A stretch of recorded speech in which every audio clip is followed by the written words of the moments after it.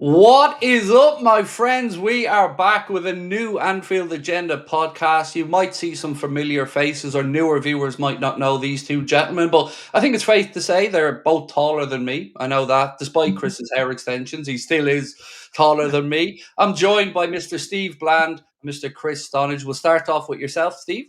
Good to see you again, my friend. I hope life's treating you well. Yeah, life's treating me well. Really, really good to be back, Craig. It's been a little while, hasn't it? It's been probably 2 or 3 years, maybe a couple of years at It's been least. a while, and in the meantime, you have some twins in your life, Steve. Two young Yeah. So ladies. when I was last with you, I was probably a widowed father of one, and I'm now a remarried father of three with 2-year-old twins. So life has moved fairly fast in the last couple of years. It's fair to say. Well, it's good to see you smiling and happy again, and it's lovely to see Oh, I you am with that. Yeah. the family, and you're putting us all to shame. Tell us again where you're going on holiday, Steve. Oh, geez, yeah. Off to the Bahamas on Sunday. So my wife, her uncle lives in the Bahamas, and it's Amy's parents' like 50th wedding anniversary. So it was a big kind of family thing. We're going out en masse. And I'm really excited about the whole trip.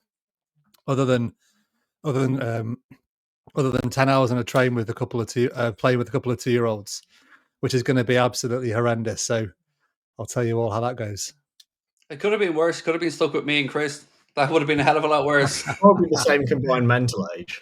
I don't know if it would have been worse, to be honest. I'll tell you how it goes. It's going to be horrific. One of our twins, a little boy, Luca, he's not one for sitting still. So 9 or 10 hours on a plane is going to be testing for all of us, for everyone on the plane. I'm sorry, Steve. There is zero sympathy for me for 2 weeks in the Bahamas, mate. I'm not having it. I mean, it's a long way, Mr. Chris Stonadge, from Pontins when we were growing up, Chris, wasn't it? Yeah, well, I'm calling in from sunny Malta. I'm away on holiday as well, so it's sort of a continental week. But yeah, no, it's so good to be back. So good to You be live a back. jet set life anyway, working with the World Snooker Tour. You're off to China and Saudi soon as well. Yeah, back to back, the old China and Saudi double, which I'm really looking forward to actually. But yeah, it's a great job for seeing different places, but it's also nice to sort of chill out.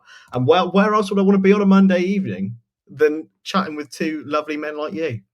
There you go. There you go. There's too much hair on the screen for my liking. That means He's a Steve are charmer, keeping isn't our he? end of the bargain, Chris. I What's it thought going to take to get you I bald, thought mate? it was a bald heads only agreement here, Craig. So I was a bit disappointed. I saw I'm that for all three of us. I'm forever the short one on our podcast. I'm always the only less than 6 foot person. Even Connor has me like it's shocking. It's shocking. Gentlemen, it's truly a pleasure to be back with you guys. And it's fair to say we've a lot to talk about, a lot of good stuff, obviously, to come up with the window and stuff. But it would be remiss of us not to start the first episode with a tribute to Diogo. And Steve, we were talking about this just before we started. It's been unsurprising to see the outpouring of emotion, but it's been something that kind of just gave me a reminder of what a club we have and what a fan base we have around the world. Yeah.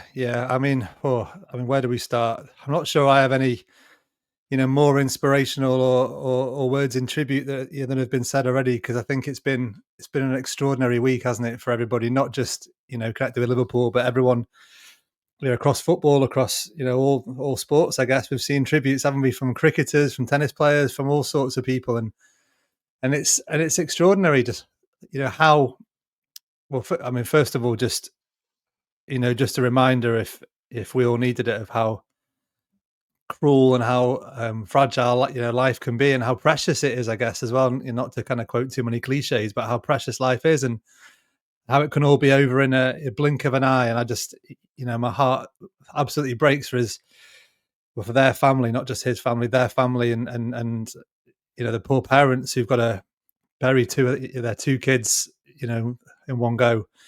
It's just absolutely heartbreaking. I'm sure I'm not alone in Liverpool fans, shedding more than a few tears in the last 10 days or so. Just unbelievably heartbreaking. But what a player, what a guy. And it's funny, isn't it? Like, we sort of only ever realize what we've got, when we don't have it anymore. And I think it's, you look back at the clips, you listen to the clips of him talking, and you hear about kind of a bit more about kind of where he came from, the upbringing he had, the stuff he had to go through to kind of make it to the player he was, to the clubs he got to, and to the international stage as well. And you just, in a way, it doesn't make it any more tragic. Sorry, but in another way, it does. It's just unspeakably horrible. Chris, I remember when I woke up and I looked at my phone, it was one of those things where first you hope it's untrue, you hope it's unfounded, and then you start to see more and more messages come in. It is, it's something that I think we're all going to remember where we were when we got in that news. And it hit me, Chris, more than I thought it would. I've got to be honest with you. I realized very quickly that I live my life vicariously through so many of these guys. They're superheroes to us. And I just want to know, what was it like for you when you heard the news, and what were your first thoughts? Yeah, very. I was going to say it's one of those moments where you'll never forget where you were. I was in the office and we were just sort of, just chatting, catching up. I think it was a Monday. I can't remember, to be honest, but maybe Thursday, Tuesday. wasn't it? Or was it? Honestly, I Thursday. get mixed into Yeah. one. Yeah, and it's like, fuck me, Diogo Jota's died. Like, you know what I mean? It's crazy. The real pleasure of meeting him. He was, he came to the Crucible, came to the snooker. He was a big snooker fan. He loved it. And he was just like the nicest guy ever. Really, you couldn't get him off the table. I was filming a feature with him, and he was playing Sean Murphy, and Sean Murphy's a United fan, and he couldn't stop mentioning 7-0. It was brilliant, and he kept winking to the camera, and he was so happy, and he had his friend there with him and everything. But yeah, it's unimaginable, and it's like he's 5 years older than me, same age as my brother. Like, it could have easily been me and my brother in that crash. It could have happened to anyone. So I think it's sort of like the most relatable death I think that I've ever had. Even with family members or whatever, it's really weird. I don't know. It still doesn't. Even though we've seen it all and we've had all of these tributes, whatever, it still feels like it's not real. Do you know what I mean? Because of the status that he's given to footballers and everything. So yeah, it's tragic, but I know for a fact that the Diogo will live on, and obviously the club have done amazingly with his retiring his number and the tributes they've done. So yeah, fair play to the club. They have, haven't they? Actually, sorry, just to say on that, like, the club have done unbelievably well. Like, I kind of look at things from, I work in comms and PR and stuff, and I was, a bit of me was kind of interested in how they would deal with it, because you can only imagine the panic and the terror in that office when that news comes in, and like, how on earth, the world's going to be judging that club on its response, and how the tone it kind of sets, and everyone's kind of looking for that club for leadership in that moment. And I think they've just got everything completely bang on. They've just everything they've done. They didn't put anything out for probably an hour or 2 hours after when we all started to find out the news. And I think I was so happy with that. They just wanted to take their time, make sure they got it right, and then yeah, they just got everything right. And I think it's just massive pat on the back to the comms team at Liverpool, because I think they've led us all, haven't they, a little bit? They led us all in, kind of thinking the way we do and kind of dealing with it. That they've helped us all deal with it, I think, as well. And I think it's been brilliant. That's what I was leaning into. I was about to say, we can often come on here and disagree about certain aspects of the club, would be transfer windows, managers, whatever. But I think we're all in unison to say exactly what Steve said there, Chris. The football club in these moments always know the right tone, always know how to act, and always show immense dignity and respect. Yeah, I think you've hit the nail on the head there. Yeah, they've totally smashed it in that regard, in terms of how do you deal with that situation. You never get thrown that. You never get trained how to deal with that. So that's a real human response, the way that they've dealt with it as a collective. And I'm really proud to be a Red. Yeah, I've never been more proud to be a Red, to be honest. After all of this. And yeah, it's quite emotional, really. It's really emotional. You don't really know how to deal with it. It was an interesting topic, Steve, whether the game yesterday should have gone ahead. last week. But I tell you what, mate, after how it was handled amazingly well by Preston, by their fans, I think it was a cathartic experience overall. Yeah, it was a funny one, wasn't it? I looked at on the Thursday after he died, like one of my first thoughts was but like an early thought was like, how on earth like did the players start to turn their heads to football? We knew that he was on his way back to preseason training when it happened, and with that, we're a month away from the start of the season, and they're not going to postpone the season for us. So how do they get their minds back on football? And you're dead right. I didn't really know if that game could go ahead. Preston, you're absolutely bang on. Preston were brilliant, and it's not easy for them either because the eyes on that game yesterday, on ITV, and also don't forget it's part of their preseason as well. They're looking at that game as a way of building into what they hope will be a successful season. They, I'm sure, weren't kind of glad of all the circus around the game that everything brought. But that said, they handled it like beautifully. And there was a comment, there was something on the BBC, like text commentary I looked at afterwards, and it said it was like a memorial service with a totally inconsequential game of football between the two bits. And it absolutely kind of was that, wasn't it? Like, it was a decent game, but honestly, if you ever cared less about a game of football, it was beautiful at the start, a beautiful moment at the end. The same moment, it went on for a long time, didn't it? With all the fans singing and the players just like standing there and taking it in. And yeah, I don't know how the players did it, to be honest. Extraordinary on their parts. For me, Chris, it felt like that was the start of the healing process for the players and the club yesterday. So the fans have had the outpouring of emotion, and obviously the players have done what they've done behind the scenes. But that game yesterday felt like this is the start of the long journey back to the new normal.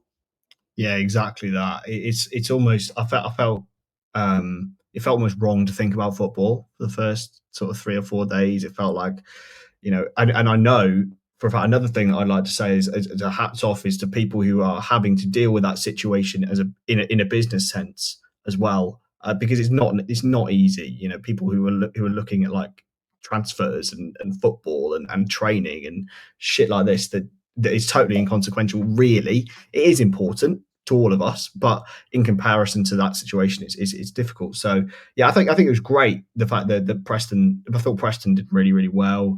It's difficult to even sort of talk about the game. Really, who really cares about that? And I think it's more about, as you said, Craig, the healing process and how the players found it playing on a pitch without him. That it's the first time they've done that for a lot of them for 5 years. So yeah, it's gonna be a tough road back, but I think they'll smash it. I think they'll really try and do him proud. Must have been quite tough, Steve, as well, for the likes of Wirtz, Mamadashvili, Frimpong, Kirkesh, coming into an environment that should be and is probably some of the happiest times of their life, signing that contract to play for Liverpool Football Club, and obviously such an immense tragedy to happen at the same time. Yeah, really, really, really tough. I thought, like the football sense, they all did great, didn't they? I think it was, it was as good as you could have expected from them. I thought Kirkes particularly was ace, but yeah, really, really, really tough. I think what we're blessed with at Liverpool is loads of great leaders, aren't we? We have the captain of Holland, the captain of Scotland, guys who've captained their countries all over the pitch. And I think when you're a young lad coming into a situation like that, you're looking for those leaders, aren't you, to guide you? And I think they've got, I guess, not just on the pitch, but off the pitch as well, really, really, really solid leaders who would have got hold of the squad and just said, like, follow us. This is what we're going to do. And like the guys like Virgil and even Sabozlai and people like that, they're proper leaders. I think that's where we've got such an advantage in every different way in that club is having the personalities that we've got. I agree. I mean, as tough as it is, Chris, I guess we should discuss the game yesterday, as it was our first game of pre-season. It's very much as you would expect, a game of two halves, two different 11. So let's start off with a chat around the first half, and I'll let you have the first go with talking about Rio. That boy is special, man. He's got such a low center of gravity, hasn't he? Like, I've not really seen many players like it. He's sort of like a really fast version of Xherdan Shaqiri. It's like it's brilliant. I don't know how quite to describe him, but yeah, he's exciting. Takes players on. I'd like to see him. It sounds really, he's 16, 17 years old. Like, realistically, he should be getting experience. But I'd like to see him, physically improve, but that will come with time. But I'm really, really excited about him, and I thought he did really well. I was impressed actually. He didn't do overall for the well, but for the first goal, I thought Chiesa did really, really well. Really calm sense of, and I'm interested to see, obviously, with the tragedy, what the business stance is on Federico Chiesa and whether he is set to leave or not. After that, because he could, and he has been a world class operator. I really want to see that for Liverpool. If he does stick around, I think he can be. But yeah, Rio, mate, he's gonna be so good if he carries on this good trajectory and really individual talent, which I think we all really like to watch. It sort of gets yourself off your seat a little bit. So yeah, I'm excited. Do you think, like, what you said there, Chris? Do you guys think that, like, what's happened will make some players who maybe were thinking about leaving not want to leave, or conversely, do you think some players might think, I need to get away from here? How do you think it might affect some of the players? I was thinking about this from the perspective of Isak, actually, believe it or not. And we'll move on to speak about transfers in a while, but I was thinking, is this the kind of catalyst to go life short? We might not have it tomorrow, so I want that move. I want to move my career on, and I'm sure that there are people who probably do think this is the time for a clean break. Maybe the likes of Darwin Nunez, Steve, as an example. I'm Who thinking of Darwin as being someone who was obviously fairly close to Jota. I'm thinking of him as, is he thinking, right, I'm gonna stay at that club and I'm gonna do my mate proud. I wonder if, I don't know if it kind of affects a lot of these. Like you said before, Chris, there've been loads of people, weren't there, thinking about the business of football. Even in this last 10 days, it's a really tricky one for the club. Do you know what stood out to me actually in that first half yesterday was the very clear line of attack for Connor Bradley. It was that half space underlapping run, very direct, very clear, and you've seen Stevenson then come across the cover on the right side. I thought that was a pretty good indication, Steve, of how much trust Arna has in him to continue to play that position. But also there was a change in the second half and Frimpong played it differently, but that stood out to me from the 45. The right back thing is a really interesting one, isn't it? Because I think we are really in a 50-50 thing here, aren't we? Like, we are, it's literally up for grabs, that spot for the first game of the season. And I think, I know Frimpong's a new, exciting, shiny new toy, but Connor Bradley's done so well every time he's been called upon. He is completely different to Trent, but he's probably more similar to Frimpong, isn't he? So, they're going to duke it out over the next few weeks for that first game. And I think, he's probably, if the season started tomorrow, he'd probably start, wouldn't he? I think he's got the credit in the bank. He's a fantastic player. I think he, could do with maybe extra 5 or 10 kilograms. He still looks like he's got the body of a 14-year-old, but I think he's got some ability. But then Frimpong, we saw bits and bobs yesterday, not a lot, but we saw bits and bobs that he can be a really good player as well. So yeah, exciting times in that right back area. Do you guys think it's going to be almost horses for courses with those two? Because you've got two potentially completely contrasting styles where Bradley's underlapping, Frimpong's bombing down the right hand side, getting crosses in. Bradley maybe will play a little bit more from deep. Will it be a situation of, if we want to break teams down, we throw Frimpong on, or potentially if we start with teams who are really strong in midfield, we put Bradley in? Is that going to be the situation? And would you think they'd be happy with that? I think they're I don't think they're that dissimilar. I don't think we saw Connor Bradley like tearing down the whole right flank last year when he played, didn't we? And I think he's the cutting inside and the getting more involved is a bit more of the Trent kind of stuff, isn't it? Then maybe he has to learn a bit more of that. But Yeah, no, I think it's going to be really interesting. I mean, left back probably the same, isn't it? Left back is as tight in terms of you've got a young lad, but then you've got a guy with a lot of credit in the bank as well. And I thought, like I said before, I thought Kirkes did really, really, really well yesterday. I thought he was really impressive second half. What I really enjoyed yesterday was watching the youngsters out there, particularly in that first half, Chris. I thought Stevenson, who I believe is a natural defensive midfielder, if I'm not mistaken, I thought he was top notch. Trainioni in midfield always makes me smile. But my favourite moment of the whole first half was that drop of the shoulder from Grafenberg that just cut out the whole midfield in one movement. It was incredible. It's always good in pre-season, isn't it? You get sort of a taste of, for those who maybe don't watch any of the academy matches. I'll probably tune into like 3 a season, but like for you, you'll see like the guys like Lucas Stevenson, Trainioni, who you've seen, play in their natural positions. But I think we've had it loads of times before in academy where we've transferred midfielders to fullbacks. I mean, Trent was a key example of that. Trent was a midfielder when he was in the academy, and he was made into a fullback. Bradley can play in midfield if you wanted him to. I think it's always good to have players who are able to play in different scenarios, different roles, so that they can be easily molded into this team. But mate, Gravenberch, like. the way it's sort of quite similar to Fabinho, that the way that he does that. I mean, he's quicker than Fabinho, he's more agile, but Fabinho used to do that quite a lot, I think. He's so good at protecting the ball, Steve, isn't he, Ryan? He's so good. He's some player, and I think he's one of the amazing things about our manager over the last year is the way that he's taken players that we thought maybe were a bit on the edge, we weren't completely sure, and he's turned them into proper players. And he's that's why you talk about the young players. You're there in such a good position, aren't they? They've got a manager who will give them a go if he thinks they're good enough. He isn't going to hold them back. And I think he's talk about Rio.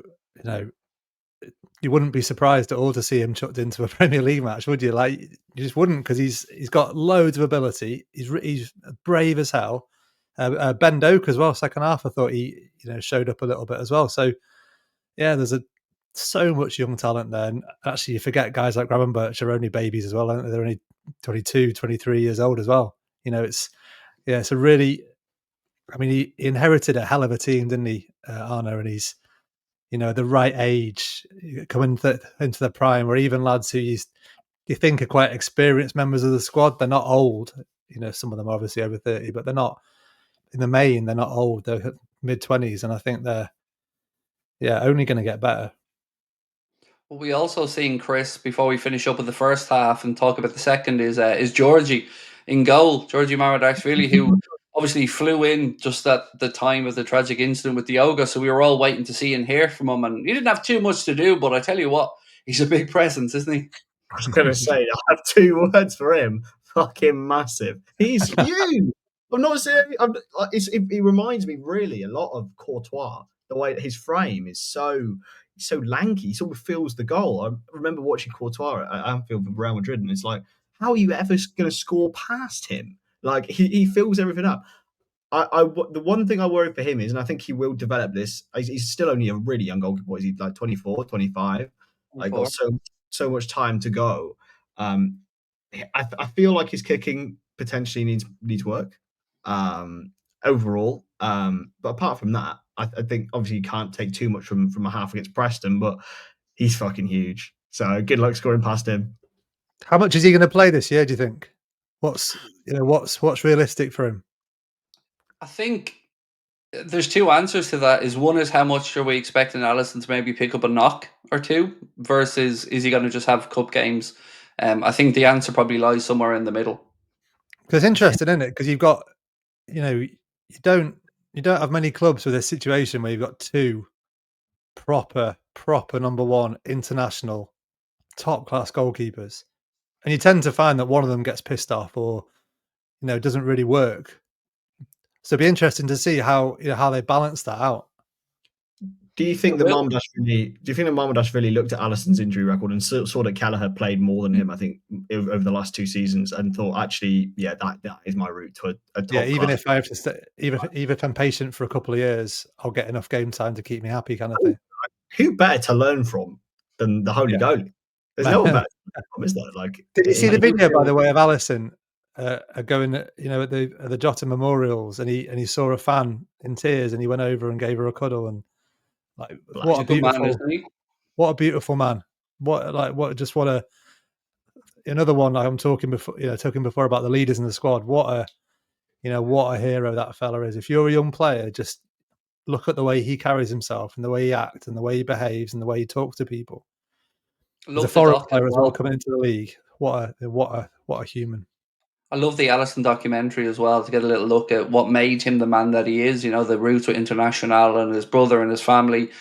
Just it's another thing I take great pride in talking about, gents, is that we have good fellas at our club, as well as people who run it, good players, but good human beings, and that always means a lot to me as a fan. Anyway, Chris, that we've got genuine people that we can look at as real role models for the next generation. That's it, isn't it? Like, that's why the loss has hit so hard for a lot of fans for Jota, is that because it always seemed like he was just a nice guy, and he was a nice guy. And I think a lot of these guys are just normal guys. I think that's one of the things that Jurgen Klopp really instilled in the club and the recruitment is actual character reference. I think is a huge part of creating a really good team. Like, I've just been watching Ted Lasso. Like shit like that, right? You create a team, you create a culture of success and of togetherness, and you can only do that with the right people. If you put a bad apple in, it can cause trouble. So yeah, it's one of those things. It's a huge part of being a fan to be able to recognise that in your players, I think. In the second half, then we've seen obviously a lot of changes from Arna.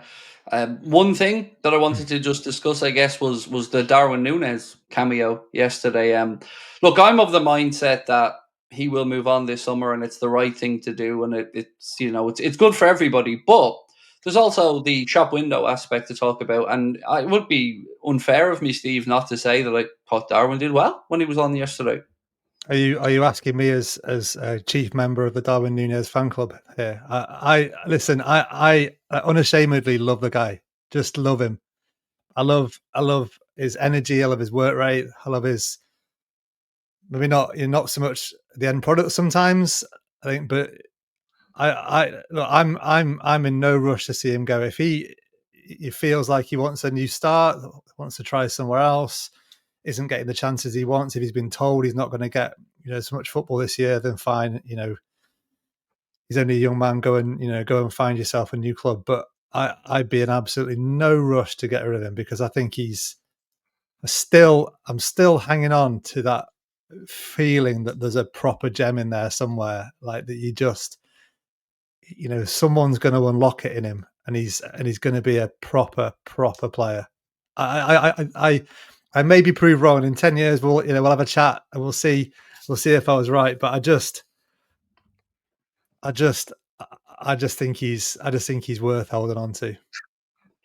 For me, Chris, I can see a world where he'll go to Napoli and score 35 in the season. I just wonder, is it the wrong culture for him at Liverpool and in the Premier League? I don't think I can argue that he has all the tools in his locker to be a top player. It's there, you can see it. But something, whether it's an arm around the shoulder manager like Conte or something, just isn't working. We've had two different coaches. He's had 2.5 years. I just don't see it turning around, personally, for me.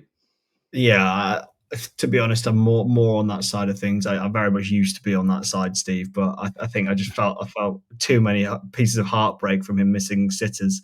There's actually two worlds for this, right? I actually wouldn't mind keeping him, because I think he is a good plan B. But if that sale helps us unlock something better, probably a good segue, Craig. Then that for me would be the reason to sell him. I wouldn't hold on to him at the detriment of potentially getting Alexander Isak. Basically, is that he is possibly one of the only strikers I would think is an upgrade on Darwin that is available on the market at the moment. I don't think there's actually that many. If you look across Europe, that there really isn't. I mean, you've got Ekatike potentially going to Newcastle. You've got Isak, unless you dig out some random unknown gem that is available for peanuts, then you ain't getting anyone better than him. So I think that's the only scenario in which I would sell him. I think the fact that we're negotiating with Napoli, or at least those conversations are taking place, leads me to believe that he'll move on. But I do want to say this to you, Steve. I always find it very difficult when I'm doing my shows and my streams to criticize anyone who wants to support a player. It's very difficult because I want people to support their players. So I totally understand the viewpoint of somebody who wants Darwin to succeed, because I think he is the epitome of the phrase mercurial talent. Yeah, he is, isn't he? Like, he's, I mean, what, whether he leaves or he stays, if he leaves tomorrow, he's given us some moments, hasn't he? Like, good and bad. We've had, think of that Brentford game last season. He's just, yeah. He's our Mario Balotelli. It's wild. Well, yeah, but I think he's better than Mario Balotelli. Oh, he is better. He's a bit less liable to set fire to his house or that sort of thing. So he's, I do actually, well, I don't disagree with Chris, with you, Chris, when if it, I don't know if we're segueing into transfers here, but I'm probably the only Liverpool fan who's just like, Alexander Isak is a really good player, but he is not this world beater that everyone makes him out to be. He just isn't. Like, he just isn't. He is. If we're paying 150 million quid for Alexander Isak, I find that absolutely bonkers. To me, like, I think he's a really good player, and he, like, I just don't see it. I just don't see it. Like, he's really good, but we're making him out to be this, like, Messi and Pele, wrapped up into a 6'4" beanpole. I just don't get it. For me, if I was there. Dream scenario, big war chest, any amount of money, I would love Alvarez, but I don't think he wants miles to come better back. Player. I don't think he wants to come back to England because of the climate and other stuff. But for me, he's the tailor-made perfect fit for the way we play. Yeah, miles better player for me. Miles better all-round player. Like I say, like Isak, if he came in, I'm sure he'd score a lot of goals. He'd be very popular. He would do a good job. But the amount of money it'll take to prize him out of Newcastle, I don't know if I can see it. It feels like they're preparing for it. This Ekitike thing, there's no way they're buying him to play with him because they're quite similar, aren't they? So, there's absolutely no way they're switching to a 4-4-2 all of a sudden and playing two up front. So I have a theory on that one, Steve. My theory is obviously Hughes and Edwards are mates. Or sorry, Howe and Hughes were mates, having been at Bournemouth together. Yeah. They don't want the world knowing that they have Isak money there if they're going out to try and negotiate for a striker. So I'm definitely falling into the trap of thinking that everyone's just being calm until they sign Ekitike and then it happens. Or at least we try to make it happen. Because like you said, I don't see a world where they sign Ekitike, Alanga, Trafford and a centre-back without bringing in some money. No, can't see it. And they're quite similar players, like I just said. So unless they're going to completely change their formation, I don't really see it. The only thing with the price tag, I think the only reason why he's so expensive is because there is no one else out there in the market that is anywhere near his level. Like they're literally, honestly, as you mentioned, Alvarez, he is, but who, like, if you're looking for a out and out number 9, I struggle to think of anyone close.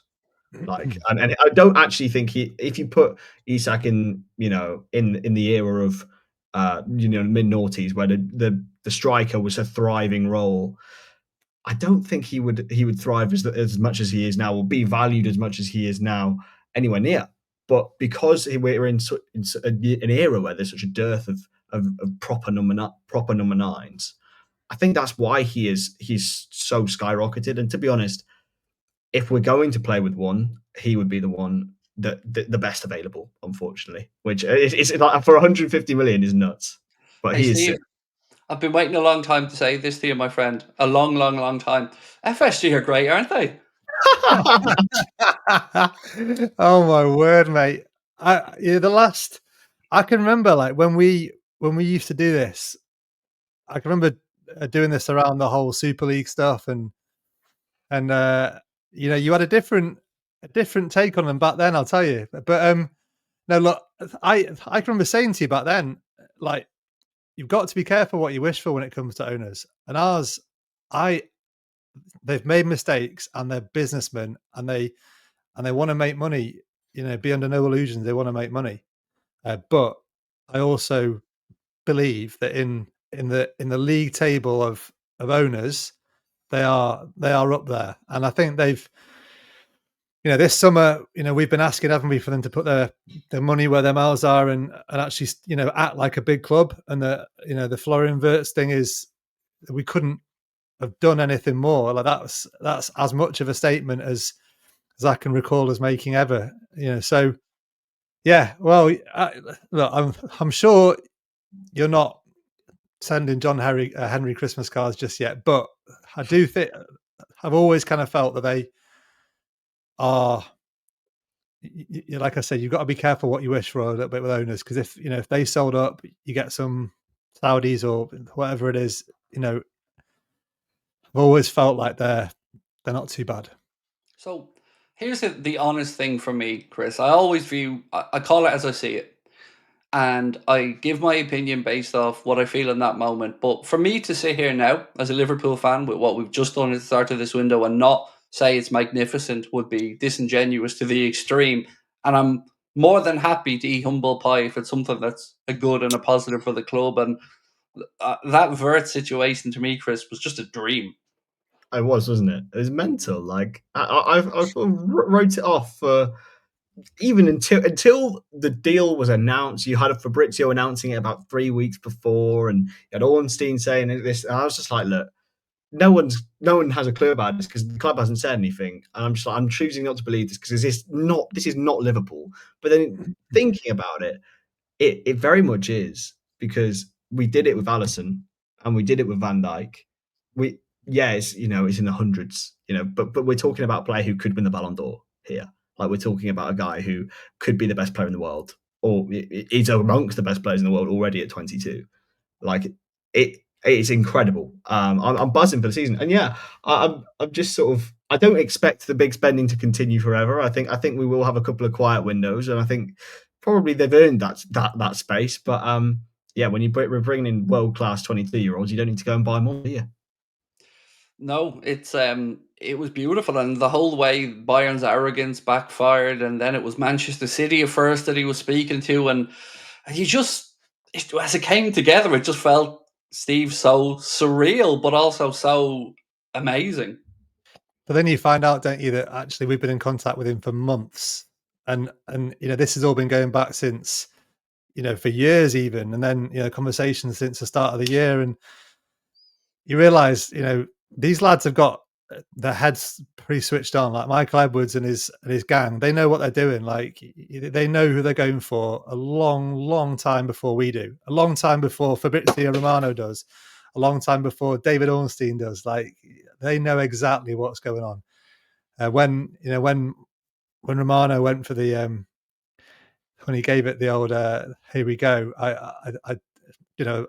David Ornstein and myself are good mates, and I texted him. I said, "What's going on?" And he's like, "That's not what I'm hearing. Like, it's not what I'm Sky hearing." that night, wasn't he? When Romano, It was, Romano said that. yeah, he was, and he just said, "That's not what I'm hearing." So it was an interesting one, but yeah, there was a point, wasn't there, where you always kind of felt that it was happening, and then I'm with you guys. It was pretty surreal, but just really nice to be acting like a big club, to be saying like he's the best young player available in this window. We're going to spend what it takes to get him. But like you say, Chris, it is actually quite Liverpool that they identify the player they want, and like almost whatever it takes to get them, they're going to get that player. And they sold the vision, and Arna spoke really well to him, and that was all great to hear as well. But for every winner, Chris, I guess there's a loser in the situation, and probably is going to spell the end of Harvey Elliott's time at the club, which I have to say, I'm a huge fan of Harvey. Always have been, always will be. And he goes and lights up the under 21 Euros. And I think it's fair to say he probably has his pick of clubs if he is going to move away. Yeah, it's a real shame, isn't it, with Harvey?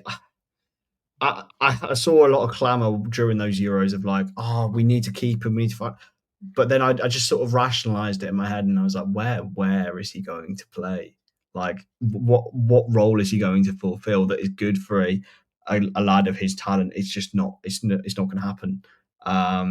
Which is a real shame, because he's just clearly like a massive red. He's always been a massive red, and he's got his dream move, and he's had a brilliant time, but he's also had some very, very tough times as well.